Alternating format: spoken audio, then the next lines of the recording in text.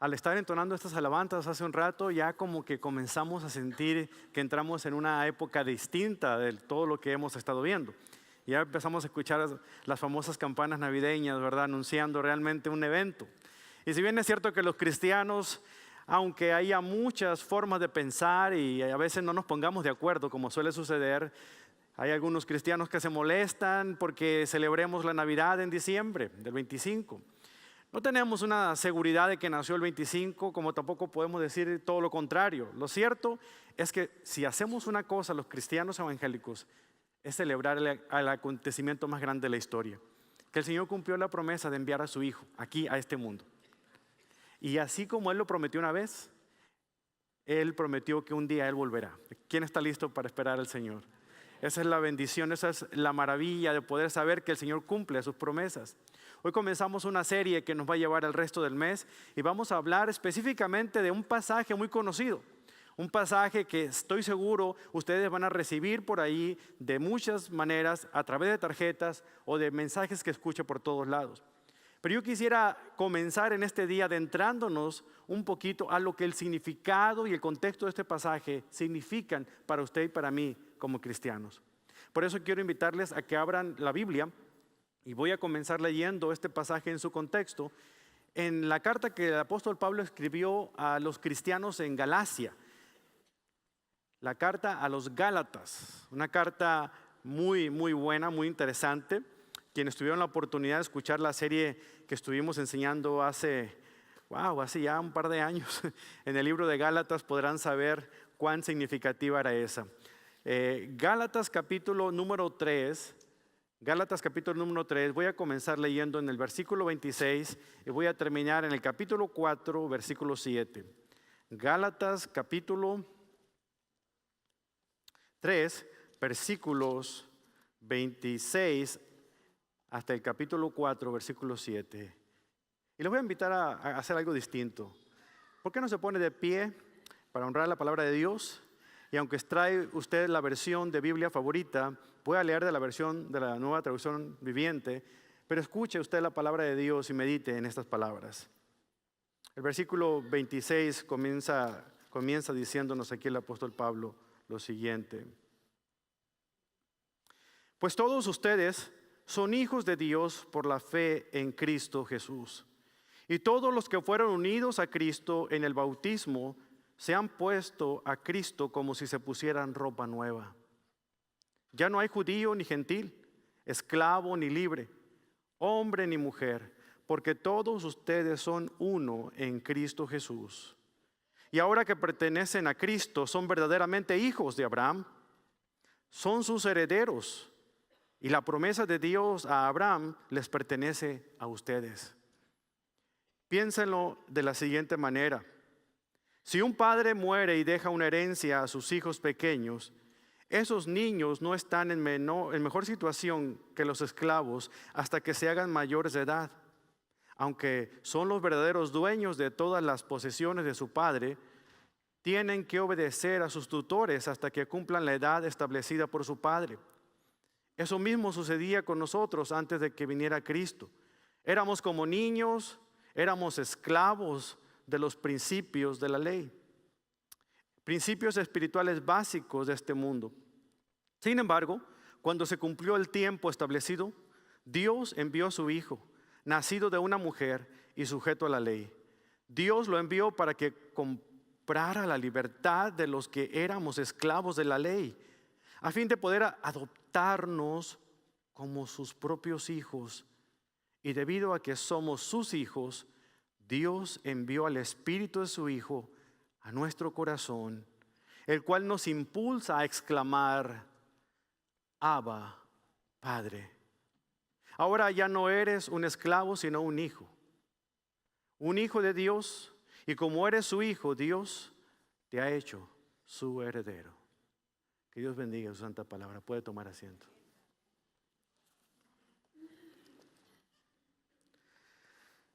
Una de las cosas más desafiantes en muchos niveles diferentes es el proceso de adopción. Se los digo por experiencia, ya que mi esposa y yo estamos en el proceso de adoptar a un niño de China. Pero para nosotros una de las cosas más desafiantes ha sido encontrarnos con personas que tienen un concepto de la adopción un tanto distinta a lo que el concepto bíblico tiene. Me ha tocado escuchar a personas que saben que estamos a punto ya de tener con nosotros esa criatura por la gracia del Señor. Personas que se acercan y nos dan su punto de vista o nos preguntan, como por ejemplo, hay quienes dicen, adoptar es casi como tener un hijo propio, ¿verdad? No es casi, es un hijo propio. La adopción es permanente. Una vez que ésta se hace por la vía legal, no hay poder humano sobre la tierra que pueda deshacer esa paternidad. Mi esposa y yo no estamos buscando un vacío espiritual porque no hemos podido concebir hijos.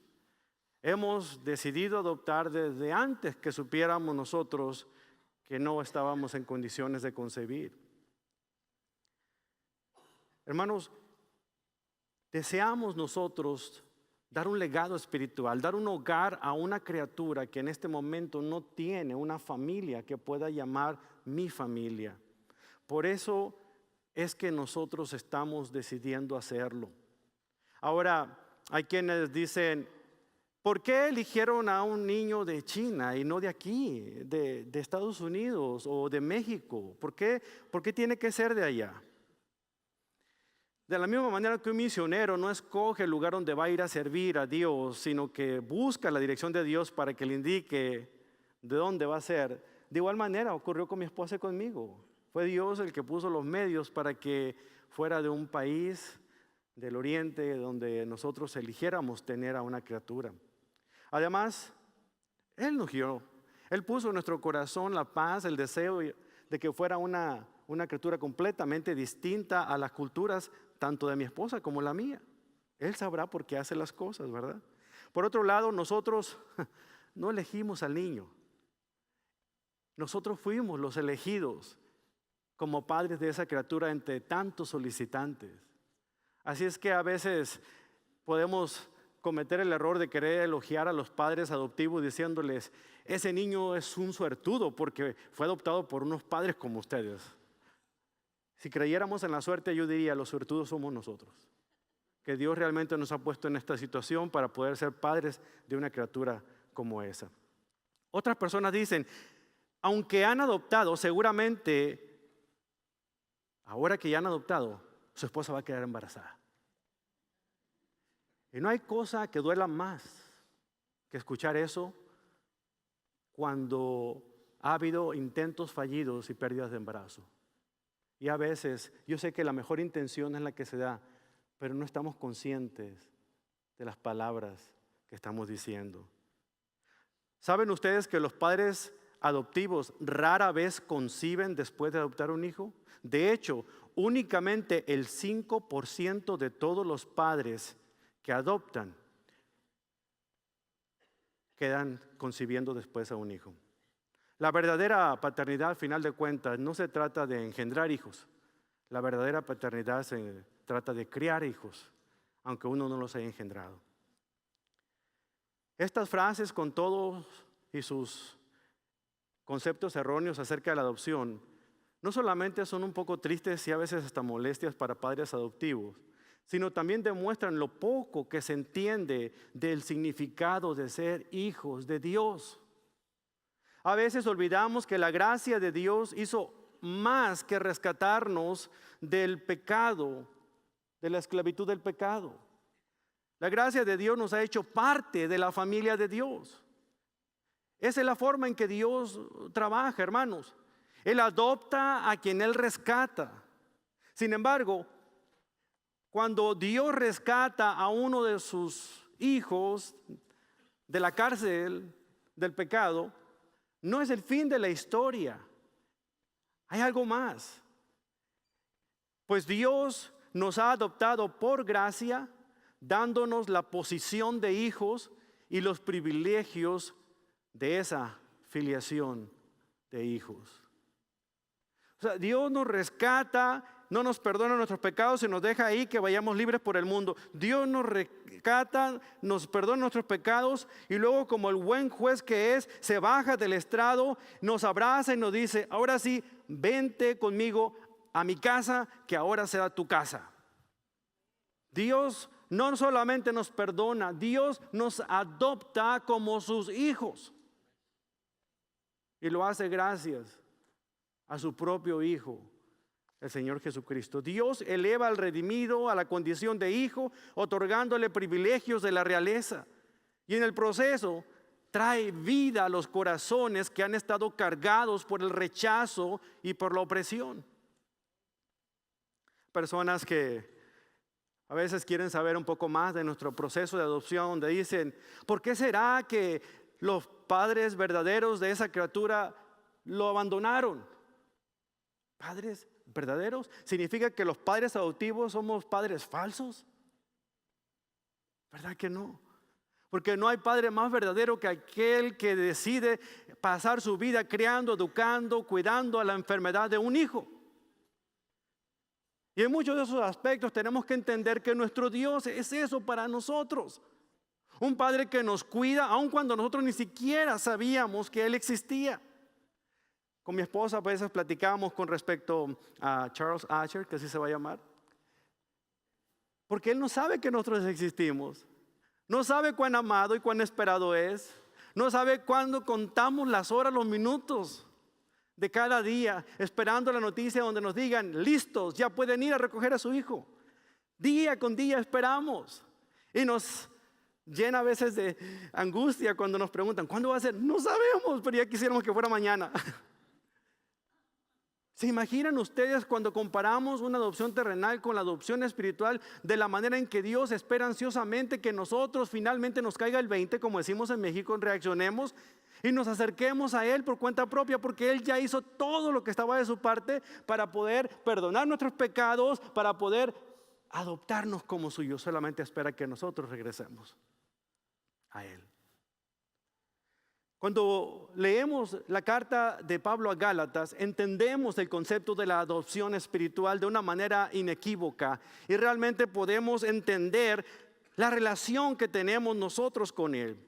Ahora puede ser que entendamos por qué la encarnación de Cristo en aquella primera Navidad era necesaria para poder hacer un camino de vuelta al Padre. Como seres humanos estábamos completamente perdidos, entregados a la lascivia de este mundo, al pecado de este mundo. No entendíamos en qué circunstancias nos encontrábamos, hasta que un día Jesús nos encuentra, Jesús nos rescata, Jesús nos adopta. Y luego comprendemos entonces el verdadero significado. Y entonces podemos valorar lo que significa la Navidad. La Navidad no son regalos, comida sabrosa, fiestas, guirnaldas, arbolitos y todo lo demás. La Navidad es una promesa cumplida. El Señor prometió enviar un medio para poder nosotros volver de nuevo a nuestro hogar con nuestro Padre Celestial. Y el único medio fue Jesucristo y nada más. Por eso vayamos al libro de Gálatas en el capítulo 23, porque allí en el versículo 26 podemos entender un poquito de estas cosas. Déjame preguntarle, ¿qué es un cristiano? ¿Qué es lo que define a un cristiano? ¿Qué palabras o imágenes vienen a su mente para responder cuando alguien le pregunta a usted: oye, ¿qué es ser cristiano? Voy a hacerlo más personal. Si usted es cristiano, ¿quién es usted? Pablo tiene la respuesta para que usted no se quiebre la cabeza, porque ahí en el versículo 26 él dice las siguientes palabras. Gálatas 3:26: ustedes han confiado en Jesucristo y por eso ustedes son hijos de Dios. ¿Qué es un cristiano? Un hijo de Dios, una hija de Dios. Eso es lo que es ser cristiano. No es ir a la iglesia cristiana, es haber metido en un grupo de estudio cristiano. Es haber reconocido a Jesucristo como nuestro Señor y Salvador, y eso específicamente es el único requisito clave para pertenecer a la familia de Dios. Eso es ser cristiano, nada más. haber confiado en Jesús. Es por eso que es importante que entienda algo, querido amigo, querido hermano. Todos los seres humanos son creación de Dios, pero no todos son hijos de Dios.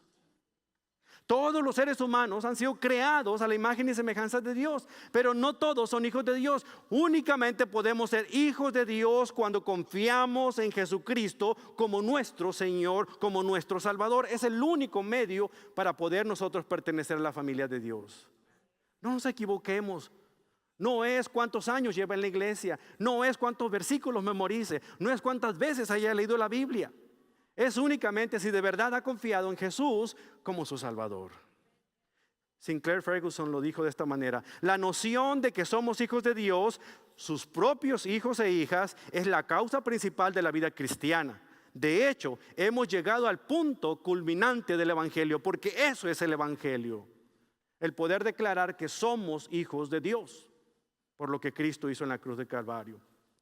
Si Jesús es el descendiente, como dice Gálatas 3:19, el descendiente de Abraham, entonces también hay derechos por medio de Jesús para todos los cristianos, para todos los hijos de Dios, de recibir la herencia que le pertenece a los descendientes de Abraham. Es la promesa.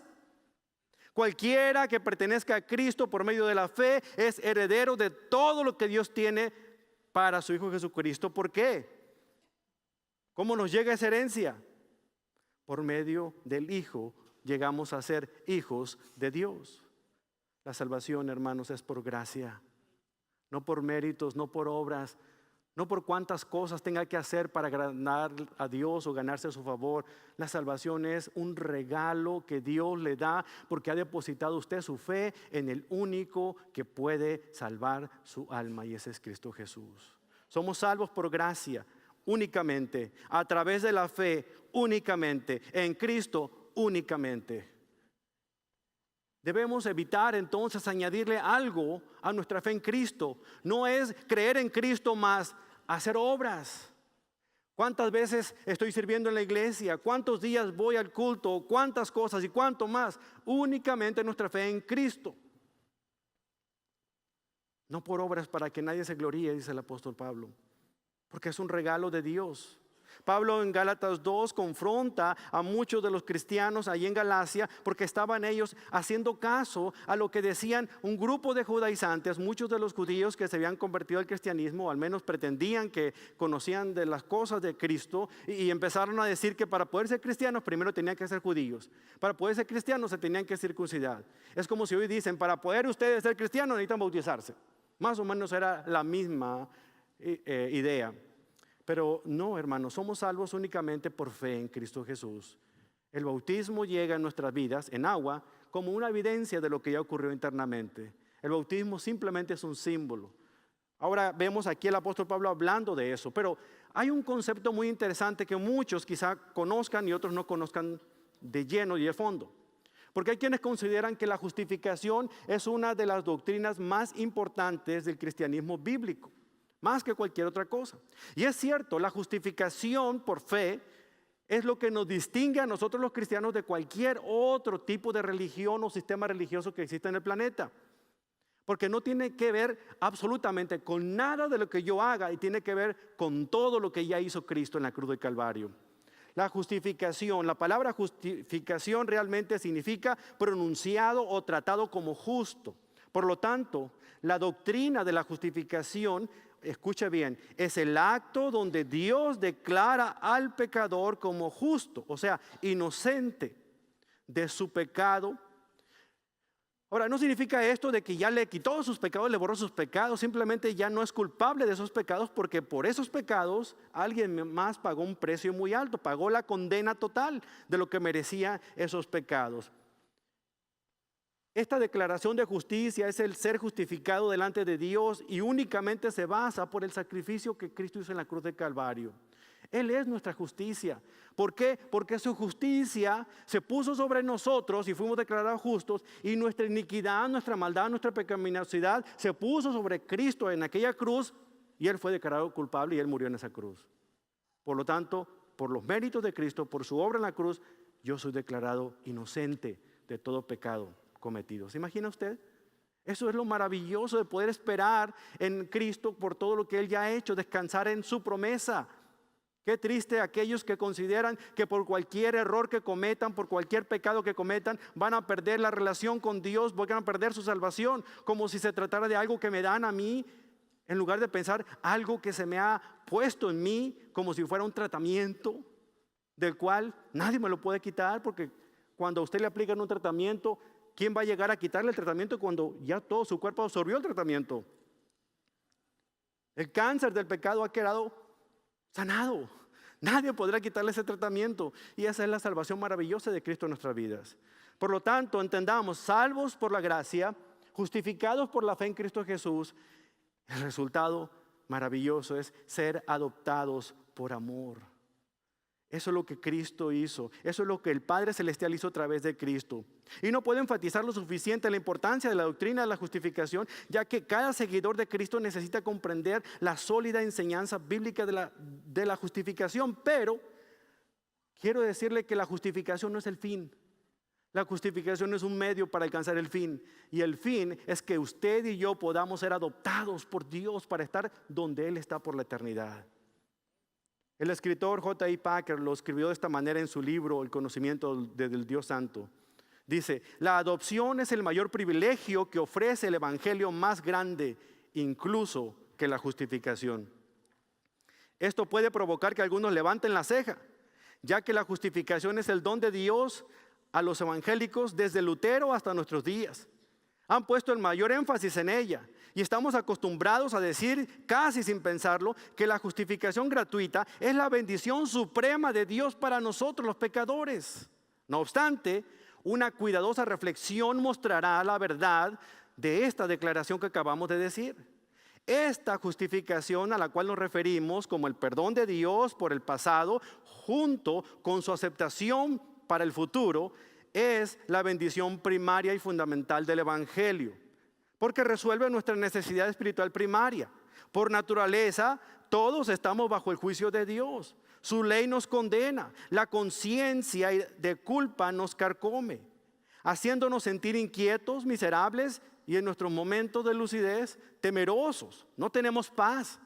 Entonces, necesitamos el perdón de nuestros pecados y la seguridad de una relación restaurada con Dios, más que ninguna otra cosa en el mundo. Y esto es lo que el evangelio nos ofrece antes de ofrecernos cualquier otra cosa.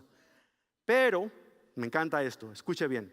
Pero esto no quiere decir que la justificación sea la bendición más grande del evangelio. La adopción es mucho más grande por razón de la relación más rica, una relación con Dios que ésta envuelve.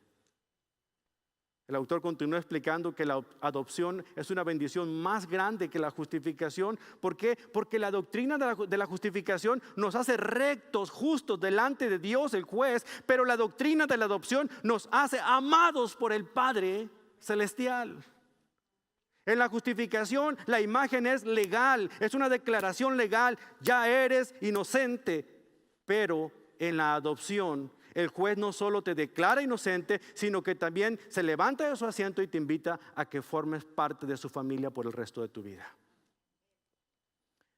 Está bien que estemos rectos delante del juez, pero no hay otra cosa que sentirnos amados por Dios el Padre Celestial. Entonces, en cuanto a la pregunta, ¿qué es un cristiano? Este autor contesta, la respuesta más rica que conozco es que un cristiano es aquel que tiene a Dios como Padre.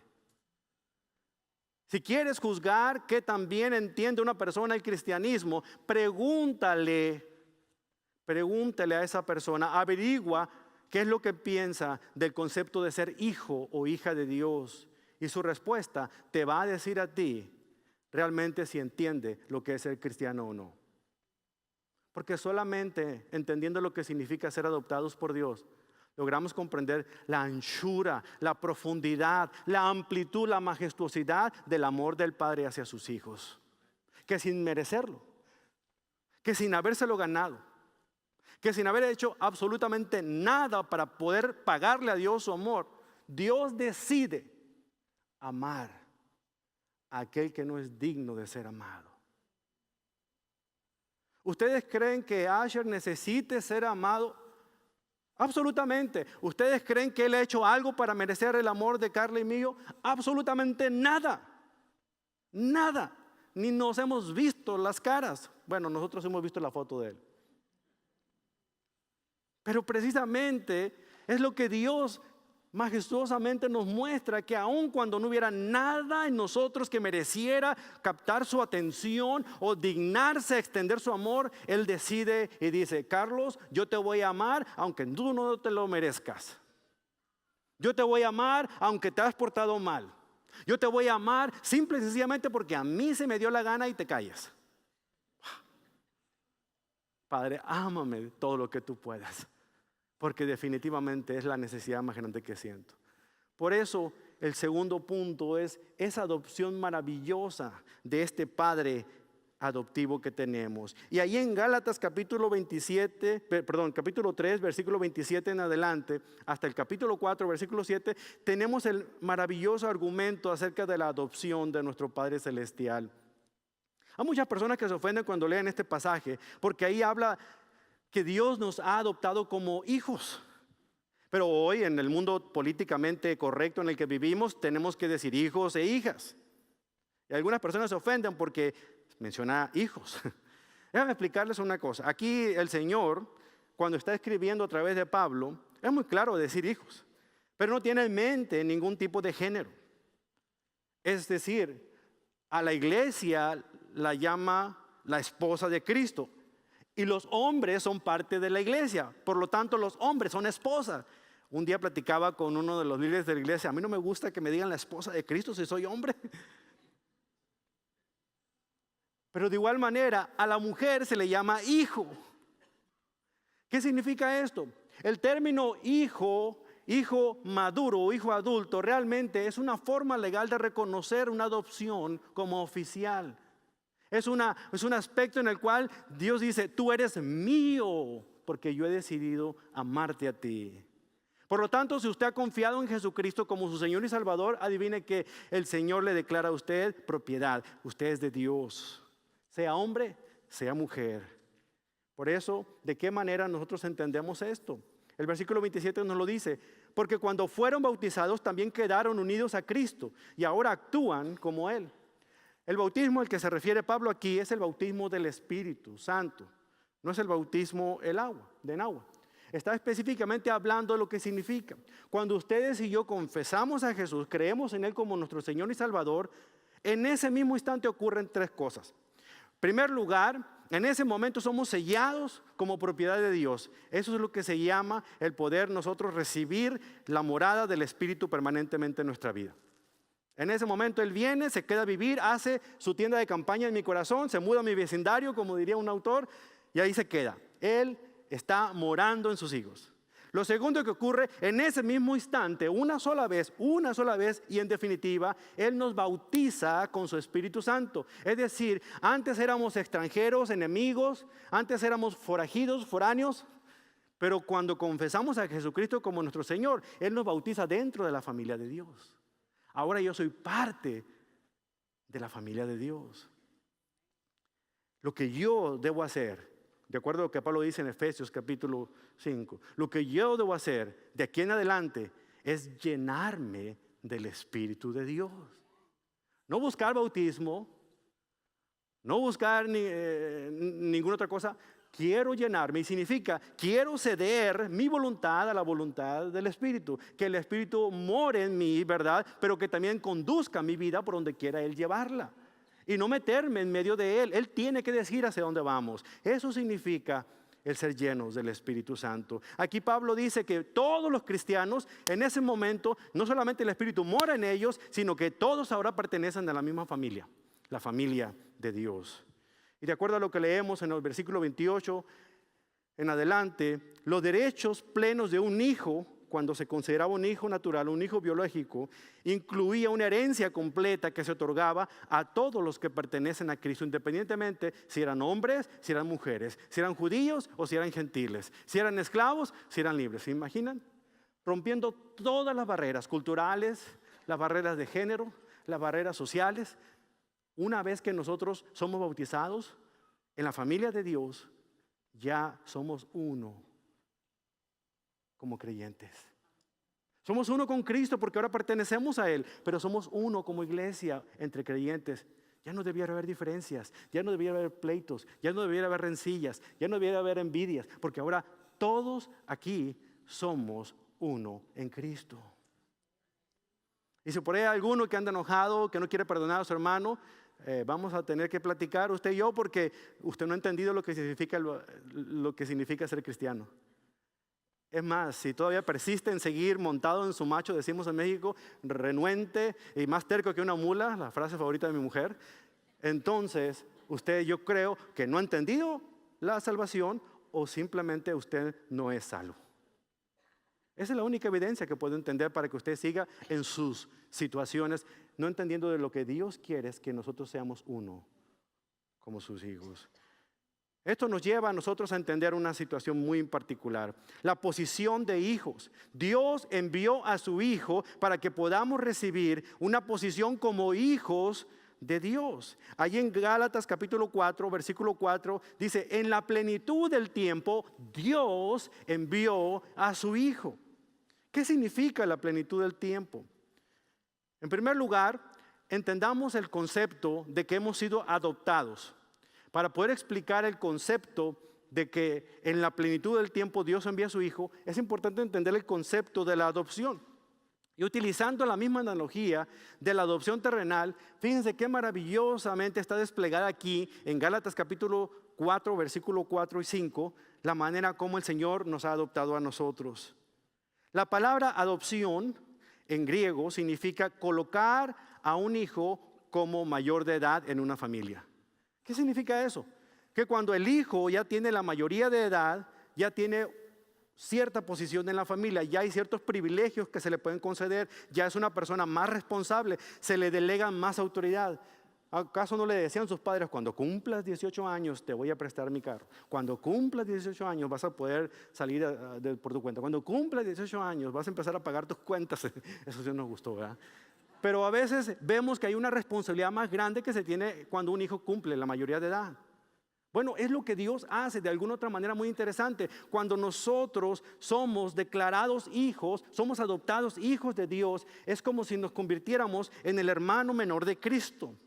Es como si de alguna otra manera Él ya nos confiera a nosotros una responsabilidad maravillosa. Y la responsabilidad más grande que hay es que somos nosotros hijos de Él. En el antiguo mundo la familia se basaba en una ley romana llamada patria potestad, el poder del padre. La ley le daba al padre autoridad absoluta sobre sus hijos mientras el padre viviera. Podía trabajar o esclavizarlo, venderlo y si lo deseaba podía pronunciar la pena de muerte. A veces nos quisiéramos ver en esta situación, traer estas leyes para nuestro tiempo, ¿verdad? Con algunos muchachos que son bien rebeldes, ¿verdad? Pero bueno, esa es otra historia. Ya lo aprenderé yo a medida que vaya viendo crecer a mi propio hijo. Independientemente de la edad adulta del hijo, el padre tenía el poder absoluto sobre los derechos personales y de la propiedad del muchacho. Por lo tanto, la adopción era un asunto bien serio. Sin embargo, en una práctica común como esta, se usaba para garantizar que una familia no se extinguiera. Era la razón por la cual se permitía y se buscaba, cuando una familia no podía tener hijos, el poder adoptar a otros que eran sus esclavos o eran sus sirvientes y los adoptaban en la familia como hijos. Ya no eran más esclavos, eran parte de la familia. ¿Y qué ocurría? El hijo adoptado era adoptado permanentemente. Ya no lo podían deshacer. No podría ser adoptado por nadie más. Nadie podría venir de otro lado y quitárselo diciéndole, este es mi hijo, porque ya legalmente era de esta persona. El hijo adoptado inmediatamente tenía todos los derechos de un hijo legítimo en la nueva familia. Y el hijo adoptado perdía por completo todos los derechos de su antigua familia. Era visto como una nueva persona, tanto en las deudas, pero también en los privilegios. Era algo distinto. Esta adopción de hijos se otorgaba como un regalo. El que era adoptado no lo buscaba, no lo pedía. No llegaba y decía, oye, ¿me puedes adoptar, por favor? No podía hacerlo. Era prerrogativa del que adopta el poder decidir hacerlo o no. Por eso esta adopción como hijo se otorgaba como un regalo y no podía obtenerse y seguir viviendo en esclavitud. Ya era considerado como parte de la familia. Esta analogía es lo que sucede en cierta manera con la manera de adoptar en nuestros días también. Sucede en estos aspectos. 3 cosas son necesarias. Por ejemplo, la adopción requiere que alguien llegue en el momento correcto. Cualquiera que ha pasado por proceso de adopción sabe lo difícil que es el hecho de que en un orfanato haya niños y no haya quien los adopte. Niños y niños, y de verdad las estadísticas muestran que hay una gran cantidad de niños que no tienen un hogar. Por eso es necesario que una persona llegue en el momento correcto. Ahora, usted va a pensar que es fácil conectar a un huérfano con un padre que esté dispuesto a adoptarlo, o que hay muchas cosas como esas, como las preguntas que nos hacen. Ay, pero ¿por qué esperar tanto tiempo? Con tantos niños que hay, debería ser todo tan rápido, deberían de buscar, ojalá, pero no es así. ¿Saben ustedes que las agencias de adopción, los orferinatos, son muy cuidadosos de saber quién es que está queriendo adoptar? ¿Sabe usted la razón por la que nosotros no hemos podido adoptar de México, de otro país? Porque las puertas están cerradas. Porque el abuso que se ha hecho con esas criaturas al tomar la adopción de criaturas únicamente para crearlos y poder hacer una cosecha de órganos para ponérselos a sus hijos naturales ha sido increíblemente monstruoso. Es por eso que ahora toman precauciones para asegurarse que realmente la persona que quiere adoptar de verdad quiere a ese hijo. Es por eso que es necesario pasar por todos estos procesos tan importantes. Pablo dice que Dios envió a su hijo cuando el tiempo era correcto. Nosotros sabemos que aunque parezca que nos estamos tardando en traer a nuestro hijo, sabemos que el tiempo de Dios es correcto. Saben que Dios no miró al mundo y dijo, ahora sí, ya que están los caminos que han construido los romanos, ya que está en el idioma que impusieron los griegos, ya que está todo listo, ese es el momento adecuado para enviar a mi hijo. No, desde el principio de la fundación del mundo, desde antes que existiera el planeta Tierra y todo el universo, el Señor dijo, en este tiempo, en este momento, en la plenitud del tiempo, voy a enviar a mi hijo. Y Él acomodó las cosas para que se fueran desarrollando hasta el momento en el que Él lo había traído. Saben que más de 300 profecías anunciaban la venida del Mesías y llegó en el momento en el que Dios consideró que tenía que llegar desde un principio. Todo lo que el Antiguo Testamento proyectaba hacia el futuro era la venida del Mesías esperado. Todo lo que el Nuevo Testamento nos habla, mira hacia el pasado, volteándose la cruz a la llegada del Mesías en Cristo Jesús. La Biblia nos habla de que Él es el centro de todo lo que existe en el universo. Él es el creador del universo, por cierto. Por lo tanto, entendamos, se necesita que alguien llegue en el momento correcto. Y Jesús llegó en el momento correcto. Había un idioma y el evangelio podía distribuirse en un solo idioma por todo el mundo conocido antiguo. Había carreteras, ya no solamente había que subirse a las lomas y montañas ni lugares inseguros. Ahora los romanos habían instituido no solamente la paz romana, mandando soldados, pero construyendo carreteras para que llegaran esos soldados. Así fue que muchos misioneros pudieron caminar por esas rutas para llegar y promulgar el evangelio por todos lados. En el momento exacto. Era el momento adecuado teológicamente, y voy a ahondar esto en la siguiente semana cuando hable más con detalle en esto. Era el momento justo teológicamente porque todo estaba listo. La promesa de Abraham había sido dada, la ley había sido instituida y Jesucristo era la respuesta a la promesa. Era el momento adecuado religiosamente porque el paganismo del mundo antiguo de Roma, la idolatría prevalecía en todo el imperio romano y había tomado la cultura de Jesús a los puntos más bajos en la cultura en donde nació Jesús. Había un hambre espiritual por volver a Dios, pero no había el alimento espiritual adecuado. Ese fue el momento en el que Jesús vino. Y era el momento justo culturalmente porque el idioma estaba dado, la cultura griega estaba instituida y ahora se podía llegar a cualquier área en cualquier momento. Es como si ahora dijéramos, es el momento justo para poder decir que vamos a predicar el evangelio por todo el mundo. Cuando usted mira los avances tecnológicos y ve la internet y las redes sociales, usted sabe que puede estar automáticamente en otra parte del mundo, virtualmente hablando. Es increíble el tiempo que estamos viviendo. Imagínese usted en este tiempo cuando Jesús nació. Las cosas estaban acomodadas. En segundo lugar, la adopción requiere que alguien posea las cualidades correctas. Para poder nosotros calificar para China, uno de los pocos países era que mi esposo y yo tuviéramos la edad mínima de 50 y tantos años. Pero ¿sabe qué? Todos los demás países requerían una edad máxima de 45, así es que yo me amoldé. Ella pudo haber pasado, ella pudo haber optado por su cuenta, pero yo no. Entonces hay requisitos que llenar. que uno pueda tener la solvencia económica para poder crear una familia, que uno pueda tener la salud suficiente para hacerlo. Un montón, era abrumador la cantidad de papeles que ella tuvo que llenar, pobrecita, de verdad. Ella hizo una disertación, nada más llenando papeleo legal, mientras yo hacía la mía para el doctorado, ¿verdad? La de ella era mejor. El punto que quiero llegar es que tenían que cumplir los requisitos adecuados. Y ahorita estamos a un punto de que realmente podamos calificar como padres adoptivos finalmente y nos digan ya. Pero no sabemos cuándo. No sabemos si nos van a decir sí. Confiamos que sí. ¿Saben qué? Cristo era el único que calificaba para poder venir a nacer en este mundo.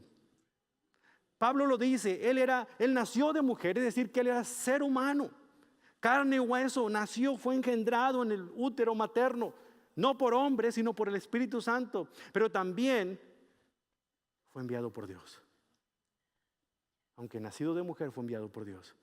Y eso, hermanos, nadie puede calificar como él. Solamente un ser humano que nunca cometió pecado podría morir por otro ser humano.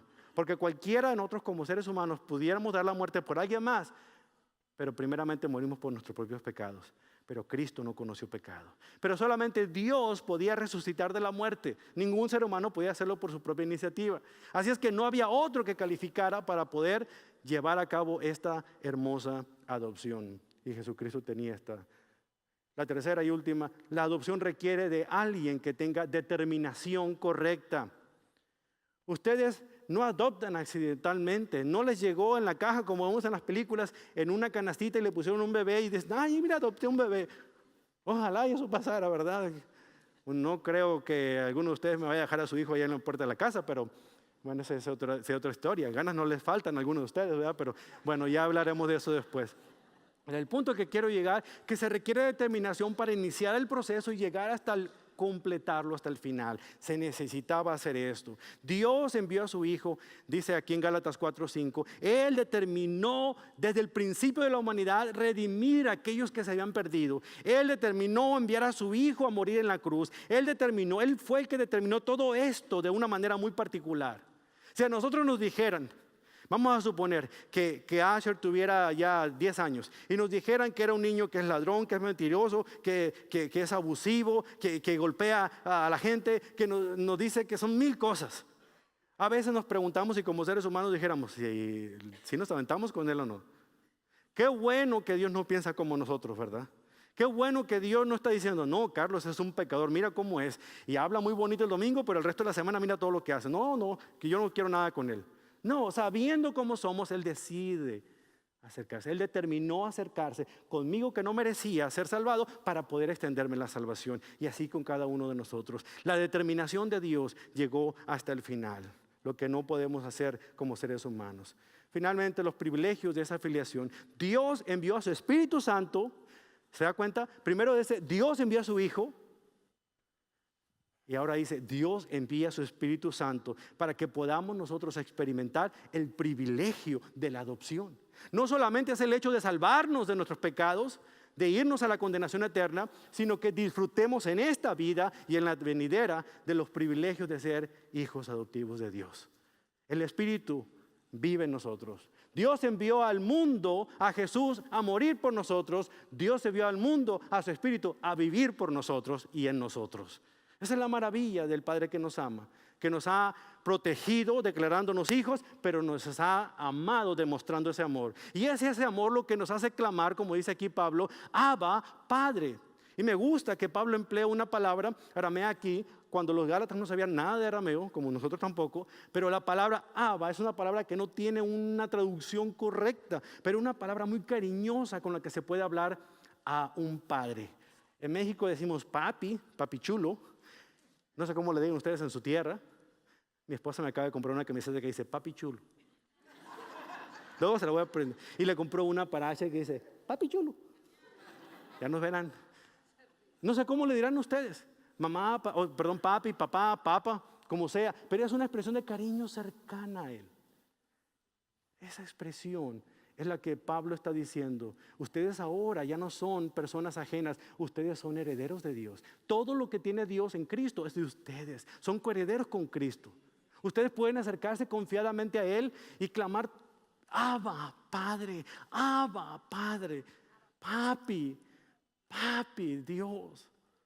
Padre. ¿Se imagina? ¿Cuándo fue la primera vez que usted escuchó a uno de sus hijos decirle, papi, papá? Yo creo que no hay explicación del gozo que pudieron sentir por dentro. Y luego le empezó a decir, tata, ¿verdad? Como que ya la cosa cambió un poquito, pero bueno. Entendamos, resumiendo, hay privilegios que Él nos da. Y hay 3 bendiciones que están aunadas a la adopción que tenemos nosotros. La primera de ellas es la siguiente. Nosotros podemos clamar, Abba, Padre, esa cercanía con Él, pero tenemos garantizada una herencia. Pablo dice aquí que somos coherederos con Él. Por lo tanto, es importante comprender que las bendiciones de ser adoptados por Dios como sus hijos tienen estas implicaciones eternas. En primer lugar, tenemos un Padre eterno. Algunas personas nunca han tenido un padre en su vida. Otras han tenido un padre pero estaba ausente. Otras quizás tuvieron un padre bueno que los empezó a encaminar en las cosas del Señor. Sea cual sea el caso, nuestro Dios promete estar con nosotros siempre. No tengas miedo. No te desampararé, no te dejaré, dice el Señor. Yo estaré contigo siempre. ¿Sabe usted lo que es eterno? Eterno, siempre, para siempre, jamás. Tenemos un Padre eterno. En segundo lugar, tenemos una familia eterna. Así es que vayas acostumbrando, voltea alrededor. Esta es su familia, sorpresa. Va a llegar al cielo y los va a volver a ver allá porque no comenzamos a practicar y nos llevamos mejor. Cuando lleguemos al cielo, vamos a decir, tú estás aquí. Y alguien nos va a decir a nosotros, ¿cómo que llegaste aquí? Pues sí, por los méritos de Cristo, no por mi comportamiento, es que yo puedo llegar al cielo. Tenemos una familia eterna. En Gálatas 3:28 dice que somos coherederos con Cristo. Y en Hebreos 12:11 nos dice que Jesús no se avergüenza de tratarnos como hermanos. Por lo tanto, podemos considerar a Jesús nuestro hermano mayor, nuestro Señor. Y finalmente tenemos un hogar eterno, hermanos. Cuando usted lo llevan a un nuevo hogar, lo adoptan de manera completa. No es temporal. Cuando tengamos a Asher con nosotros, nadie va a venir de China a tocarnos la puerta de la casa y decir, vengo por mi hijo. ¿Perdón?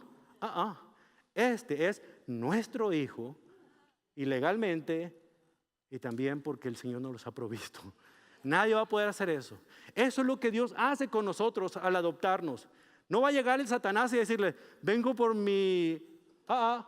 Este es mi hijo y tengo las pruebas aquí en las llagas de mi mano para probar que yo pagué por él. Nada nos puede haber separado del Señor. Nada. Gloria al Señor. ¿No es maravilloso el amor de Dios? Es como aquel niño, Adolfito, que era tan pobre, su papá, que no tenía la manera suficiente de ayudarlo para darle algún juguete como los demás niños. Pero era tan obediente, era tan bueno en la escuela. Apenas ganaba el papá que era carpintero para poder pagar la escuela. Pero Adolfito no tenía ningún problema. Un día el papá le dice, mira, Adolfito, yo no te puedo comprar un juguete como los que tú quieres, pero mira, vamos a hacer juntos, te voy a enseñar a hacer algo. ¿Qué quieres hacer? De madera. Quiero hacer un barquito. Vamos, voy a ayudarte a hacer un barquito. Y le empezó el papá a enseñar y él empezó con sus propias manitas a fabricar un barquito de madera y empezó a detallarlo, a lijarlo, empezó a buscar los colores adecuados, a ponerle las velas adecuadas para que el barquito lucía. Estaba enamorado de su barquito. Jugaba en su casa, en la tina que tenía agua y lo ponía y flotaba. De repente jugaba en el lavabo de la mamá, en el lavadero y ahí flotaba. Pero un día miró el parque que había un arroyo bien hermoso y dice, ¿será que mi barquito puede flotar en ese arroyo? Acababa de llover, por eso el arroyo estaba creciente y decide él poner su barquito en el arroyo y veía cómo flotaba e iba. Y él corría y corría y corría y se levantaba y lo tomaba y se regresaba nuevamente al lugar donde estaba cerca de su casa y lo ponía otra vez el barquito y iba el barquito flotando con la corriente del arroyo. Y así estuvo todo el día, juegue, juegue, juegue. En una de esas el pobre de Adolfito tropieza y el barquito se lo lleva a la corriente. Es arrastrado por la corriente. Y él ve cómo su barquito se pierde. Y ya no lo pudo alcanzar más. Y lloraba porque era su único juguete, porque era su único regalo especial de su papá. Todos los días cuando salía de la escuela pasaba por una juguetería. Y siempre le venía a la mente, mi barquito, mi barquito, mi barquito. Cada día que pasaba por esa juguetería y miraba. Y se acordaba de su querido barquito que él mismo había hecho con sus propias manitas. Un día, en la vitrina de la juguetería estaba un barquito. Y le llamó la atención porque era el mismo color del de él. Le llamó la atención porque era su propio barquito, que estaba en exhibición en esa juguetería.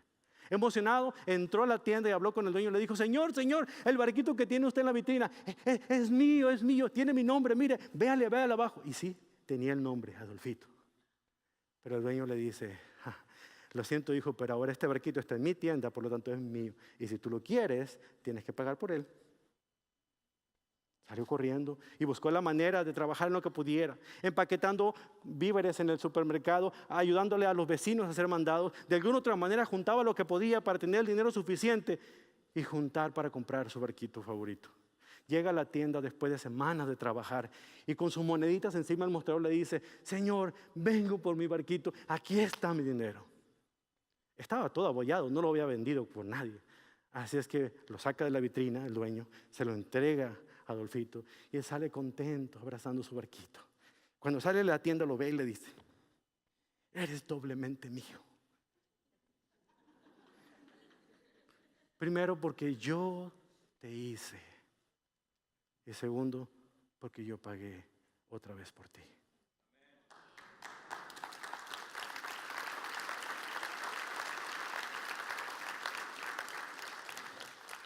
Nuestro Dios, cuando usted volvió a sus brazos, tuvo una misma expresión diciendo: te amo. Primero porque yo te hice, pero también porque volví a pagar por ti. Y aquí tengo el recibo en mis manos. Las llagas de mi hijo en sus manos, en un costado, pagaron en esa cruz el precio completo de lo que tú costabas. Ya no tienes otro dueño que se llama ley. Ahora tú eres mío doblemente. ¿No es bendito nuestro Dios? Oremos a nuestro Padre Celestial.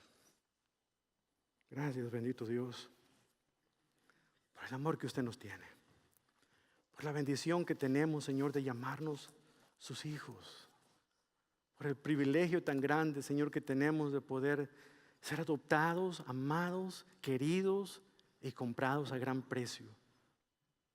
El precio más alto que se podía pagar fue el precio que Jesús, Señor, pagó en esa cruz. Su sangre derramada hasta la última gota fue el precio necesario para poder comprarnos de nuevo. Sí, Señor.